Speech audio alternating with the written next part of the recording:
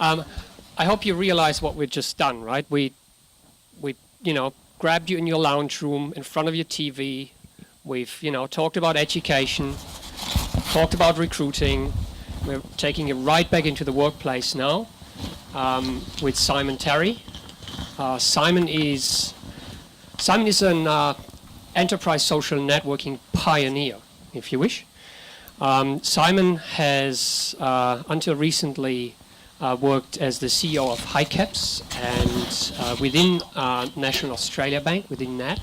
And he's championed Yammer inside that organization from the early seedlings to one of the most successful showcases for Yammer in this country. And he's going to speak to us about disrupting silos and having information and knowledge travel across those boundaries that we come against really in our day-to-day lives inside organizations. So all yours. Thank you. Thanks, Kai. Hi, everyone. As Kai said, I've spent the last 4 years on a side job, experimenting with enterprise social networking while I did my day job, and watching a network grow. One of the really exciting things that I can share with you all this morning is that as we sit here now in the NAB Enterprise Network, one of Cameron Klein's direct reports, Lisa Gray, who runs our enterprise services and transformation business, is doing a live Q&A with over 1,000 employees.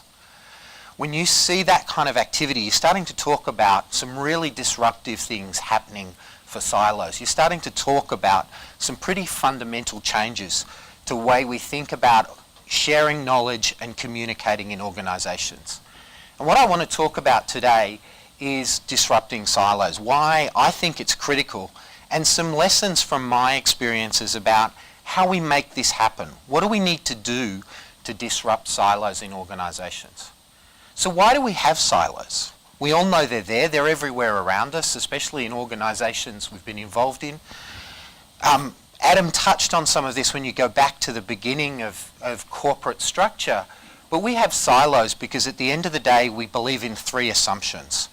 The first assumption is that the critical challenge of organisations is the allocation of resources, control over resources.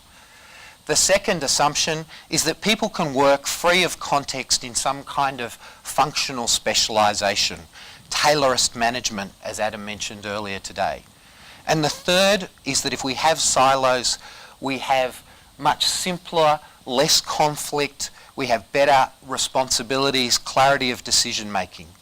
So fundamentally, we think those 3 assumptions are at the core of some of the reasons why we've clung to silos for almost 100 years. And what I'm going to argue is that when you start to look at the world we're moving into, this disrupted world, we're actually going to need to tackle all 3 of those assumptions. In fact, as we start to move into the disrupted environment, all 3 of those assumptions fall away. So if we think about it, one of the challenges we have as people is that human society, the Homo sapiens, been around for 200,000 plus years. In that, in time, society's changed immeasurably. But actually, our ability to process and manage knowledge hasn't evolved that much, right? We're still dealing with psychological processes that really began on the African savannah. So here we have a group of Kalahari Bushmen out hunting. I did a little bit of research on Kalahari Bush society. It's actually a fascinating example. Talk about no silos. There's not even gender-based differentiation. Women are as likely to hunt as men. Women are as likely to lead tribes. And for those people who are fascinated by social in the room, they operate a gift economy. They share. Interesting ideas. But what comes to us from this era and what we see through, whether it's this society or others, is a passion for storytelling as a way to exchange knowledge. So we mentioned at the beginning of the day in our respect for country, the recognition of Indigenous societies' knowledge transfer through through country and storytelling. Indigenous songlines and storytelling is an intricate story of people and place. It's a way to transfer knowledge for a nomadic people. And that knowledge is very specific knowledge about how to survive and operate environments. It's to transfer culture, how to interact with other groups in their environment. So storytelling has been a critical role for us in our human history as a way to exchange knowledge.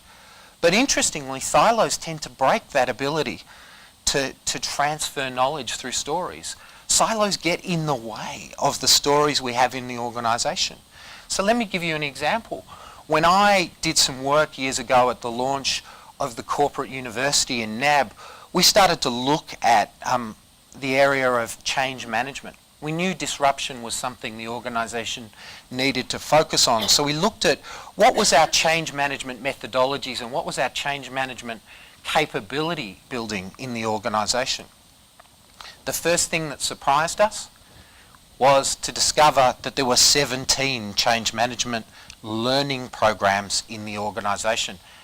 That wasn't the number of methodologies. There were more methodologies, but 17 of them had learning programs. There aren't 17 silos in NAB.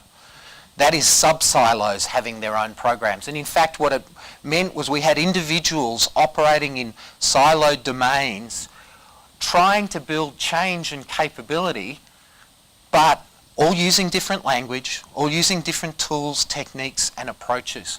You can imagine how effective that was at engaging an entire organisation in change.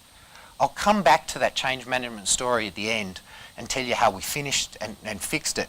But the idea that silos start to break up our ability to collaborate and share information. So when we think about those stories, how do we exchange those stories? The second oldest form of knowledge sharing is sitting in a circle telling stories to each other. The oldest is demonstration, right? Let me show you how to kill that animal. But we sit in circles and we tell stories to each other. And what's amazing when we do that is we bring context. Anne before referred to the importance of context. Context is critical to the way we approach knowledge, right? We trust the speaker. We know more because we know who else was there.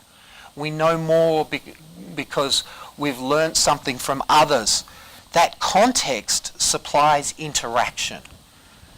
Knowledge is not static. Those stories we talked about, whether they're Aboriginal songlines, whether Homer's Odyssey, whatever these stories are, they evolve through tellers. They evolve by interaction with an audience. They grow, they develop, they change, they maintain their relevance as knowledge through time. Organisational silos get in the way. They have partial groups. We don't know the people who need to hear our story. We don't know the people whose attention we need to maintain to drive tasks. In our experience in NAB, the first thing that bringing an enterprise social network to the organisation did was it enabled us to find the person who we needed to be talking to. That can be surprisingly hard in a 40,000 plus person organisation. So just the ability, as Adam and others have referred, to bring people together, to enable them to share attention and to focus on problems. Importantly, when you talk to a lot of people in knowledge management, and particularly knowledge management experts in large organisations, they say to you things like, well look, we know we have the right answer, but the problem is no one goes looking for it, right? We've got the right answer to most of the problems somewhere in this organisation, but no one goes looking for it. Why don't people go looking for answers in other parts of the organisation? Because we've encouraged them through things like silos to believe that things are stable, that things are safe, that their view of the world is the right view of the world. They're not seeing the challenge through interaction that there might be other answers out there. They're not seeing that context and that interaction. One of the things that we've seen through psychological research is that humans are particularly tuned by human attention. We follow each other's eye lines. We listen and interact with other people. If you've seen social media, you know that a conversation someone starts draws other people to the conversation. There's a famous researcher social and psychological Stanley Milgram, who demonstrated that through experiments that just putting a crowd on the street and having them look upwards will gather other people to stand on the street and look upwards, even if there's nothing there. So as human beings, interaction and the context of others is critical to how we come together around knowledge. You start putting things like enterprise social networks into organisation, you start creating that interaction, and what you discover is that that knowledge that the knowledge manager complains about that's buried in the organisation suddenly has a crowd, suddenly has someone promoting it, sharing it, debating it, drawing it out and drawing people to it. And as I said before, that interaction of other people is what makes that knowledge fresh. It's what makes that knowledge relevant. And importantly, critical for people who are trying to leverage knowledge in organisations, that's what gives it trust. Why is knowledge recreated over and over again in organisations? It's recreated over and over again because I know if I do it myself, other people, I can trust it.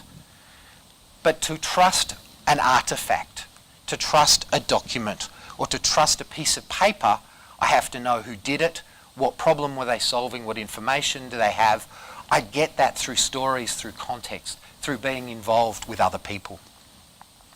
So it's critical as we think about disrupting silos, we've got to get into this environment where we can create interaction, where we can gather, whether it's physically or virtually or through video conference or whatever way, in circles to discuss our knowledge.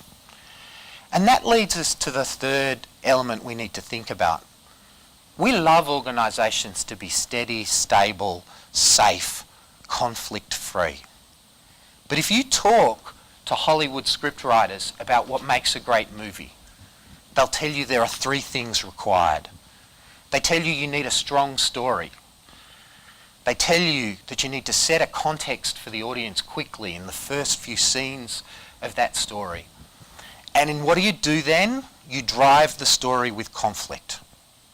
You drive the story forward and you maintain people's attention with conflict. So we have nice, pretty silos that make sure everything's secure and stable and that decision rights are clear and that the resources are maintained and someone has control over them. Does that foster conflict? Does that foster the kind of dynamic change we've been talking about today, the kind of disruption that's required? So what we know from psychological research is that human beings filter out a lot of small changes, right? Psychological research says that in fact it's only the really big changes that we pay attention to. This image is from studies on change blindness. Anyone noticed the change? Right? So, the Notre Dame's moving around. So the point is we don't notice those things unless we go looking for them. So by bringing conflict into organisations, by creating the kind of cross-functional dynamic teams that we've been talking about, by bringing different people into the conversation and making things a little bit more ambiguous, we can gather human attention and drive things forward. There's another great story that's in a book called InfoSense by a guy called Keith Devlin. It's the story of the Boston Big Dig. A New Zealand tunnelling company won a contract in the Big Dig and brought a novel tunnelling technique to Boston. Unfortunately, tunnellers are incredibly conservative people because they have to go underground and their life's at risk.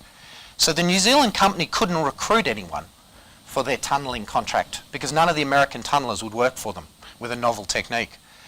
They tried persuasion, they tried evidence, they tried all sorts of stuff. Their final solution, they hired a pub in Boston.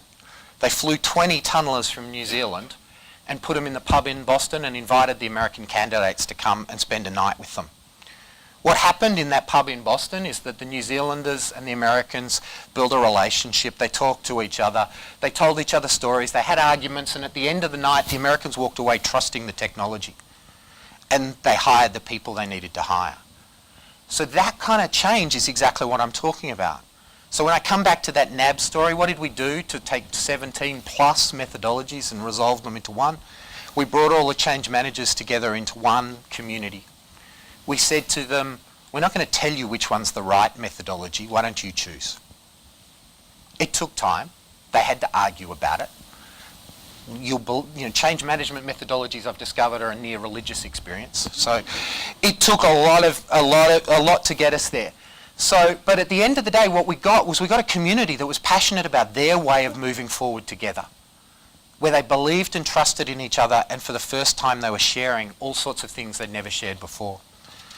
So when you go forward and you want to think about disrupting silos, think about these three things. So instead of thinking about control of resources, think about social flows, social streams and stories. Instead of thinking about context-free specialisation, think about how you accelerate interaction, how you create the context that creates meaning and trust and purpose for people. And lastly, don't avoid conflict.